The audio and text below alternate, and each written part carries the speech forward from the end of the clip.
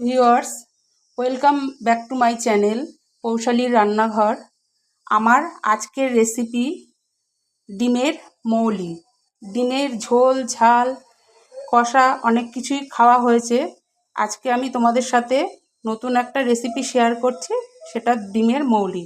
দেখো আমি কি করে করি। এটার নতুনত্ব হচ্ছে ঘি দিয়ে করতে হয় পুরোটা, কিন্তু ঘি তো অতটা খাওয়া ঠিক নয়। ওর জন্য অল্প ঘি দেবো আর অল্প সাদা তেল দেবো, তাই দিয়ে করব। কড়াইটা আমি গ্যাসে বসিয়ে দিয়েছি, কড়াইটা আমার গরম হয়ে গেছে। এবার কড়াইতে আমি দিয়ে দিচ্ছি অল্প সাদা তেল, তারপরে আমি দেব একটু ঘি।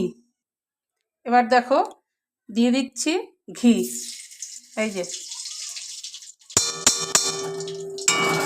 1 চামচের মতন দিলাম, আরেকটু দিয়ে দিচ্ছি। না, আমার একদমই উচিত না ঘিয়ে খাওয়া, তবু এসব রেসিপি করতে গেলে তো একটু এটা ওটা খেতেই হয়, কিছু করার নেই। সবসময় তো একঘেয়েমি ভালো লাগে না, পাতলা ঝোল। ওই জন্যে বাধ্য হয়ে একটুখানি নতুনত্ব করি, আর তোমাদের সাথেও শেয়ার করতে ইচ্ছা করে আমার নতুনত্ব। ওই জন্যে নতুনত্ব করে তোমাদের সাথে শেয়ার করি আমি। এই দিয়ে দিলাম।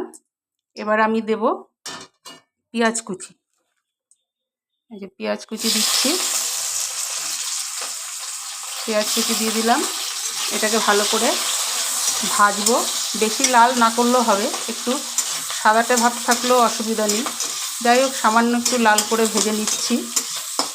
তারপরে আমি এখানে গ্রেটারে গ্রেট করে রেখেছি পেঁয়াজ আদা রসুন সব ঘষে রেখে দিয়েছি, গ্রেটারে গ্রেট করে রেখে দিয়েছি। এবার এটাকে একটুখানি হালকা ভাজা ভাজা করে নিই, তারপরে ওই মশলাটা দিয়ে দেবো। দেখো ডিমটা সেদ্ধ করে রেখেছি, ডিমটা একটু কাট করে নিচ্ছি। এই যে ছুরি দিয়ে একটু কাট করে নিচ্ছি। কেন, একটু কেটে কেটে নিলে কি হবে, মশলাপাতিগুলো সব ডিমের ভেতরে ভালো করে ঢুকবে।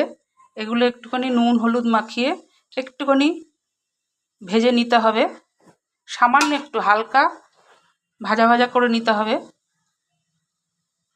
এটা আমি ভাজতে আগে ভুলে গেছি, এবার আমি একটুখানি ভেজে নেব।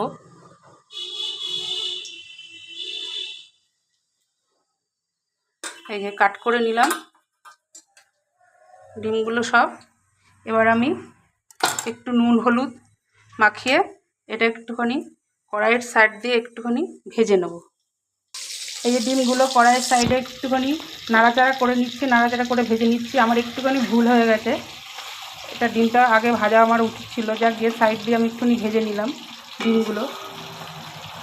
এটার আরেকটা নতুনত্ব হচ্ছে নারকেলের দুধ দিতে হয়, দুধ দিয়ে পুরো রান্নাটাকে করতে হয়, আর ঘি দিয়ে পুরো রান্নাটাকে করতে হয়। লাস্টে গ্যাসটাকে অফ করে একটু লেবুর রস ছিটে দিতে হয়, কিন্তু আমার কাছে নারকেলও নেই, তার দুধও করতে পারছি না। এমনি দুধ দিয়ে আমি করব ঝোলটা, নারকেলের দুধ নেই, কি হয়েছে, এমনি দুধ আছে, সেটা দিয়ে আমি করব। আমার ঝোলটা একটু অন্যরকম হবে। দেখো পেঁয়াজ বাটা, আদা রসুন বাটা সবই দিয়ে দিয়েছি, দিয়ে এবার কষাচ্ছি মশলাটাকে। এর মধ্যে এবার দেব জিরে গুঁড়ো অল্প একটু, এবার দেব নুন, এবার দেব হলুদ আর কাঁচা লঙ্কা বাটা। এই যে কাঁচা লঙ্কা বাটা দিলাম। এবার আমি ভালো করে মশলাটাকে কষিয়ে নেব। এই যে কষিয়ে নিলাম, ভালো করে কষানো হয়ে গেলে তারপরে আমি দুধ ঢেলে দেবো। একটু মিষ্টি দিয়ে দিচ্ছি, কোনো কিছুতে একটু চিনি না দিলে খেতে ভালো লাগে না। এই যে একটু চিনি দিয়ে দিলাম ব্যালেন্সের জন্যে। এবার আমি ভালো করে মশলাটাকে কষিয়ে নিই। কষানো হয়ে গেলে তারপরে আমি দুধটা ঢেলে দেবো। নারকেলের দুধ থাকলে খুব ভালো হতো, কিন্তু নারকেলের দুধ নেই, আর কি করা যাবে। এখন এমনি দুধ দিয়েই আমি করছি এটা। দেখো মশলাটা কষানো হয়ে গেছে, প্রায় হয়ে এসছে মশলাটা কষানো। এর মধ্যে হলুদ না দিয়েই রান্নাটা অ্যাকচুয়াল করে, কিন্তু আমরা তো একটুখানি কালার না হলে আমাদের ঠিক ভালো লাগে না রান্নাটা দেখতে। সাদা সাদা, ওর জন্যে সামান্য একটু হলুদ আমি দিয়েছি, আর একটু সসও দিলাম ওর মধ্যে, আমি টমেটো সস।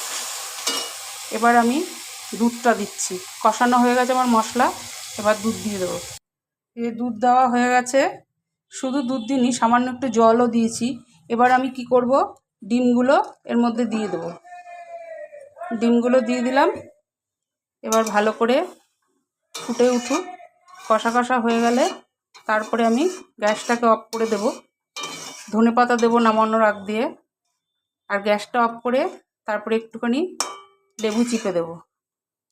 হতে থাকবে ঝোলটা, ঝোলটা একটু ঢাকা দিয়ে দিই, তাহলে তাড়াতাড়ি ফুটে উঠবে। এই যে দেখো ঝোলটা হয়ে এসছে আমার, প্রায় হয়ে গেছে ঝোলটা। আর একটুখানি টেনে নিই ঝোলটা, তারপরে গ্যাসটা আমি অফ করে দেবো। অফ করে দিয়ে তারপরে লেবুর রস দেব, আর লেবুর গাটা একটুখানি ঘষে, খোসাটা একটুখানি গ্রেটারে ঘষে দেবো। সবুজ খোসাটাই গ্রেটারে ঘষে দিতে হবে, বেশি জোরে জোরে ঘষলে হবে না, তাহলে সাদা অংশটা বেরিয়ে গেলে পরে সাদাটা যদি ঘষে দেওয়া হয় তাহলে তিতো হয়ে যাবে, ওই জন্য সবুজ অংশটাকে ঘষে দিতে হবে। দেখো গ্যাসটা আমি অফ করে দিচ্ছি, এবার আমি লেবু চিপে দিচ্ছি। দেওয়া হয়ে গেছে চিপে অনেকটা, আর বাদ বাকি একটুখানি বাকি আছে, দিয়ে দিচ্ছি। লেবুর খোসাটা একটু গ্রেটারে ঘষে দিয়ে দিয়েছি। হয়ে গেছে আমার লেবু চিপে দেওয়া। দেখো ঝোলের কালারটা কি সুন্দর এসছে। এবার একটুখানি নেড়ে চেড়ে দিচ্ছি, গ্যাসটাকে কিন্তু আমি বন্ধ করে দিচ্ছি। এই যে দেখো হয়ে গেছে ঝোলটা, খুব সুন্দর হয়েছে ঝোলটা বেশ ঘন হয়েছে, দেখতেও বেশ সুন্দর হয়েছে। তোমরা দেখতে থাকো, সাথে থাকো। টাটা।